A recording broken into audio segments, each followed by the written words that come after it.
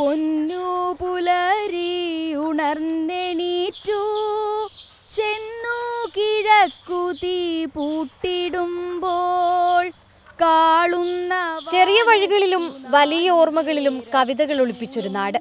വിലങ്ങൻമലയുടെ മൗനവും നെൽപ്പാടങ്ങളുടെ ശ്വാസവും എഴുതിയ കവിക്ക് കവിത ജന്മം നൽകി. കന്നിനാളിലെ കൊയ്ത്തിനു വേണ്ടി മണ്ണിലാദിയിൽ നട്ടവിത്തെല്ലാം പൊന്നലയലച്ചെത്തൊന്നു നോക്കൂ.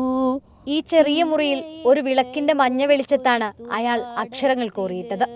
പൂങ്കുന്നം തേക്കിൻകാട് വഴികളിലൂടെയുള്ള നടത്തവും വടക്കുന്നാഥന്റെ നിഴലിൽ കിടന്നു നിന്ന വൈകുന്നേരങ്ങളും കോട്ടേഴ്സിന്റെ ചുമരുകളിൽ പതിഞ്ഞിരുന്ന ഒരു കാലത്തിന്റെ നിശബ്ദതയും വരികളിലുണ്ട്.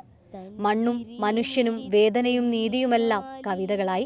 അന്തി ചായുന്നു നഗരത്തിലെ നടക്കാവിൻ അന്തികം കാക്കും മാവുകളും. എന്റെ വൈലോ പിള്ളി, കത്ത് കിട്ടി. അതിലെ പരിഭവം എന്നെ ഒട്ടും വേദനിപ്പിച്ചില്ല. കാരണം ഞാൻ തങ്ങളോടുള്ള യാതൊരു പ്രതിപത്തിക്കുറവും മനസ്സിലൊരിക്കലും വിചാരിച്ചിട്ടില്ലെന്ന് എനിക്കറിയാം. എങ്കിലും തങ്ങളുടെ അടുത്ത് വന്നു, കാണാതെ പോന്നു. അതുണ്ടായിട്ടുണ്ട്, ഒരിക്കലല്ല 2 തവണ.